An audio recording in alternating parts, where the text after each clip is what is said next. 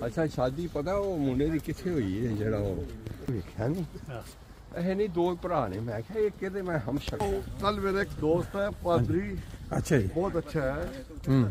और वो अच्छे लेक्चर देता हाँ हाँ ਉਹਨੂੰ ਕੱਲ ਮੈਂ ਫੋਨ ਕੀਤਾ ਮੁਬਾਰਕਬਾਦ ਦਾ अच्छा ਕਿ ਵੀ ਤੇਰੀ ਕ੍ਰਿਸਮਸ ਦਾ ਮੁਬਾਰਕ ਹੋਵੇ ठीक है ਮੈਂ ਉਹਨੂੰ ਫਿਰ ਕਿਹਾ ਮੈਂ ਕਿ ਤੈਨੂੰ ਕ੍ਰਿਸਮਸ ਦਾ ਪਤਾ ਵੀ ਹੈ हाँ ਕਿ ਕ੍ਰਿਸਮਸ ਕਿਉਂ ਮਨਾਈ ਜਾਂਦੀ ਹੈ अच्छा ਬਰਲ ਉਹ ਮੈਨੂੰ ਟਾਈਮ ਮਾਈ ਕਰਦੇ ਕਰਦੇ ਉਹ ਮੈਨੂੰ ਕਾਇਲ ਨਹੀਂ ਕਰ ਸਕਿਆ अच्छा ਉਹ ਮੈਂ ਕਿਹਾ ਕੀ ਹਲੇ ਪਦਾਇਸ਼ ਹੈ ਕਹਿੰਦਾ ਹਾਂ ਜੀ ਪਦਾਇਸ਼ ਤਾਂ ਦੇਣਾ अच्छा ਮੈਂ ਕਿਹਾ ਪਦਾਇਸ਼ ਤਾਂ ਉਹਨਾਂ ਦੀ ਗਰਮੀਆਂ ਚ ਹੋਈ ਹੈ हाँ खजूरा सा ਉਹ ਤਾਂ ਖਜੂਰਾ ਸੀ अच्छा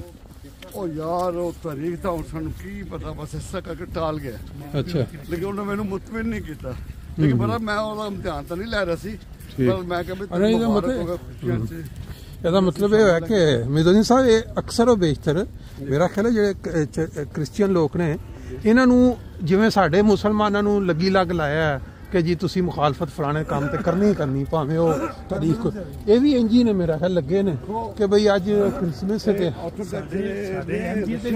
ਹਾਂਜੀ ਉਹ 7 ਜਨਵਰੀ ਨੂੰ ਮਨਾਉਂਦੇ ਹਾਂ ਜੁੰਗੇ ਜਿਹੜੇ ਨੇ ਹਾਂਜੀ ਹਾਂਜੀ ਉਹ ਕਹਿੰਦੇ ਨੇ ਯਾਰ ਅਸੀਂ ਤੇ ਥੋੜਾ ਦੇਖੀਏ ਤਹਿਕੀਕ ਕਰੀਏ ਬਿਲਕੁਲ ਇਸ ਤਰ੍ਹਾਂ ਪੜ੍ਹੀਏ ਹਜ਼ਰਤ ਨੇ ਕੀ ਤਾਲੀਮ ਪੇਸ਼ ਕੀਤੀ ਹੈ ਬਿਲਕੁਲ ਇਸ ਤਰ੍ਹਾਂ ਉਹ ਯਕੀਨ ਕਰੋ ਉਹ ਤਹਿਕੀਕ ਕਰਦੇ ਨੇ ਬਕਾਇਦਾ ਹਾਂਜੀ ਉਹਦਾ ਪਤਾ ਉਦੋਂ ਲੱਗਦਾ ਜਦੋਂ ਕਿ ਮੇਰੇ ਸਿਰਫਾਨ ਜਾਂ ਆਨਲਾਈਨ ਕੋਈ ਮੀਟਿੰਗ ਹੋਏ ਹਜ਼ੂਰ ਦੇ ਨਾਲ ਹਾਂਜੀ ਹਾਂਜੀ ਉੱਥੇ ਜਿਹੜੇ ਸਵਾਲ ਕਰਦੇ ਨੇ ਬਿਲਕੁਲ ਬਿਲਕੁਲ ਉਹ ਜ਼ਬਰਦਸਤ ਉਹਨਾਂ ਦੱਸਦੇ ਨੇ ਅੱਛਾ ਜੀ ਹੁਣ ਸਾਡੇ ਪਿੰਡ ਇਹ ਰਸ਼ੀਆ ਚ ਵੀ ਈਸਾਈ ਹੈ ਨਾ ਉਹ 7 ਜਨਵਰੀ ਨੂੰ ਕਰਦੇ ਨੇ ਅੱਛਾ ਕ੍ਰਿਸਮਸ ਜਿਹੜੀ ਹੈ ਸਾਡਾ ਹੁਣ ਪਿੰਡ ਦੀ ਹੁਣ ਸੁਣੋ ਲਓ ਜੀ ਕਾਲੋ ਸਾਹਿਬ ਬਚਪਨ ਦੇ ਵਿੱਚ ਅਸੀਂ ਵੇਖਿਆ ਸਾਡੇ ਪਿੰਡ ਈਸਾਈ ਕਾਫੀ ਨੇ ਅੱਛਾ ਹੁਣ ਤਾਂ ਘੱਟ ਗਏ ਹੋਣਗੇ ਠੀਕ ਲੇਕਿਨ ਹੁਣ ਵੀ ਸਾਡਾ ਜਿਹੜਾ ਉੱਥੇ ਗਿਰਜਾ ਹੈ ਉਹ ਵੇਖਣ ਦੇ ਨਾਲ ਤਲਕ ਰੱਖਦਾ ਔਰ ਜਿਹੜਾ ਪਾਦਰੀ ਦੀ ਰਹਿਸ਼ਗਾਹ ਹੈ ਨਾ ਅੱਛਾ ਉਹ ਕੋਠੀ ਨਵਾਂ ਬੜੀ ਜ਼ਬਰਦਸਤ ਉਹ ਮਤਲਬ ਉਹਨੇ ਰਹਿਸ਼ ਹੈ ਉਹਦੀ ਬਣੀ ਠੀਕ ਹੈ ਤੇ ਜਦੋਂ ਅਸੀਂ ਸਾਂ ਬਚਪਨ 'ਚ ਹਾਂ ਉਦੋਂ ਉਹਨਾਂ ਨੇ ਸਾਡੀ ਵੱਡਾ ਦਿਨ ਸਾਡਾ ਵੱਡਾ ਦਿਨ ਹਾਂ ਬਿਲਕੁਲ ਵੱਡਾ ਦਿਨ ਉਹ ਸਾਰੇ ਈਸਾਈ ਤਿਆਰ ਹੋ ਕੇ ਉਹ ਜਿਹੜੀਆਂ ਕ੍ਰਿਸਚੀਅਨ ਖਵਾਤੀਨ ਨੇ ਬੱਚੀਆਂ ਜੀ ਬਕਾਇਦਾ ਕੱਪੜੇ ਪਾ ਕੇ ਜਿਵੇਂ ਅਸੀਂ ਈਦ ਦੇ ਉੱਤੇ ਬੱਚੀਆਂ ਪਾਉਂਦੀਆਂ ਨੇ ਖਵਾਤੀਨ ਉਹ ਨੱਤੀ ਚਾ ਕੇ ਸਾਡਾ ਉੱਥੇ ਉਹਨਾਂ ਦਾ ਗਿਰਜਾ ਸੀ ਉਸ ਜ਼ਮਾਨੇ ਸਾਡੇ ਪਿੰਡ ਗਿਰਜਾ ਕੋਈ ਨਹੀਂ ਸੀ ਔਰ ਉੱਥੇ ਜਾਂਦੇ ਸਨ ਬੜਾ ਵੱਡਾ ਗਿਰਜਾ ਸੀ ਉੱਥੇ ਇਬਾਦਤ ਵਾਸਤੇ ਤੇ ਉਸ ਦਿਨ ਸਰਗੀ ਵਾਲੇ ਉਹ ਬਕਾਇਦਾ ਗੀਤ ਗਾਉਂਦੇ ਸਨ ਯਾਨੀ ਉਹ ਪਤਾ ਨਹੀਂ ਹੁਣ ਕੀ ਕਹਿੰਦੇ ਸਨ ਉਹ 2-10 ਸਾਲ ਦੀ ਗਿਰਜੀ ਨਾ ਉਹ ਬਕਾਇਦਾ ਸੁਬਾਹ ਅਰਲੀ ਇਨ ਦੀ ਮਾਰਨਿੰਗ ਉਹ ਬਕਾਇਦਾ ਗੀਤ ਗਾਉਂਦੇ ਸਨ ਜਿਹੜੇ ਕਿ ਸੁਣੇ ਜਾਂਦੇ ਸਨ ਪਿੰਡ ਦੇ ਵਿੱਚ ਨਾ ਮੁਖਤਲਿਫ ਫਿਰਕੇ ਨਾ ਉਹ ਕਾਂਸਾ ਜਿਹੜਾ ਕੁਐਸਚਨ ਇਹ ਪੈਦਾ ਹੁੰਦਾ ਬਲਕਿ ਜਿੰਨੇ ਤੋਂ ਕਿ ਸਾਡੇ ਮੁਲਕ ਦੇ ਵਿੱਚ ਅਸੀਂ ਈਸਾਈ ਲੋਕਾਂ ਨਾਲ ਜਿਹੜੀ ਨਫ਼ਰਤ ਕਰਨੇ ਆ ਔਰ ਉਹਨਾਂ ਨੂੰ ਬਰਤਨ ਵੀ ਉਹਨਾਂ ਦੇ ਚੁੱਕ ਕੇ ਤੇ ਪਰਾਂ ਪਏ ਹੁੰਦੇ ਨੇ ਕਿ ਜੀ ਇਹ ਭਾਂਡੇ 'ਚ ਤੂੰ ਪੀਣਾ ਹੈ ਬਾਕੀ ਨੇੜੇ ਨਹੀਂ ਲੱਗਣਾ ਇਹਦੀ ਬੈਕਗ੍ਰਾਉਂਡ ਕੀ ਹੈ ਭਾਈ ਮੈਂ ਕਹਿੰਦਾ ਜਿਹੜਾ ਮੁਆਸ਼ਰਾ ਜਿਸ ਤਰ੍ਹਾਂ ਦਾ ਬਣ ਜਾਂਦਾ ਨਾ ਉਹਦੇ ਵਿੱਚ ਤੁਸੀਂ ਇਹ ਦੱਸੋ ਕਿ ਬੈਕਗ੍ਰਾਉਂਡ ਕੀ ਇੱਕ ਮਿੰਟ ਮਿਦੋਦੀਨ ਇੱਕ ਮਿੰਟ ਪਿੰਡਾਂ ਦੇ ਵਿੱਚ ਈਸਾਈ ਜਿਹੜੇ ਨੇ ਨਾ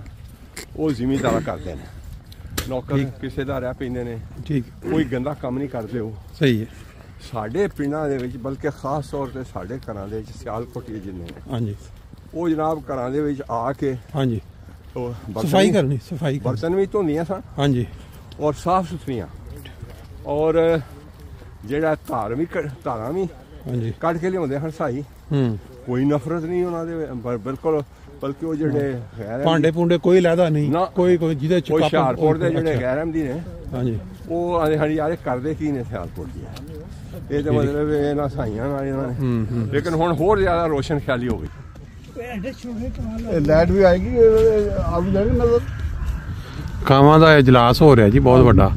ਬਲਕਿ ਜਲਸਾ ਕਹਿ ਲੋ ਹਾਂ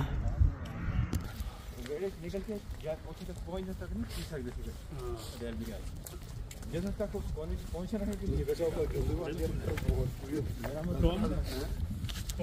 ਨਹੀਂ ਮੈਂ ਸਭ ਵਾਸਤੇ ਅਸੀਂ ਦੁਆ ਵੀ ਕੀਤੀ ਹੈ ਵਾਲੇ ਜਿਹਦੇ ਸਾਕਲਾ ਨਹੀਂ ਤੋਂ ਨਹੀਂ ਉਹਦੇ ਬਾਅਦ ਇਨਫੈਕਸ਼ਨ ਜਿਹੜਾ ਹੈ ਉਹ ਵੀ ਵਜ੍ਹਾ ਤੋਂ ਮਸਲਾ ਹੁੰਦਾ ਹੈ ਹੋਈ ਨਾ ਇਸ ਵਾਰ ਠੰਡੀ ਹਵਾ ਉਹਦੇ ਨਾਲ ਵੀ ਕਾਫੀ ਸਾਰੇ ਉਹਦੇ ਤੇ ਕੰਮ ਕਰਾ ਹੋਏ ਦੱਸ ਨਾ ਇੰਜ ਪੰਜਾਬੀ ਓ ਯਾਰ ਕੀ ਗੱਲਾਂ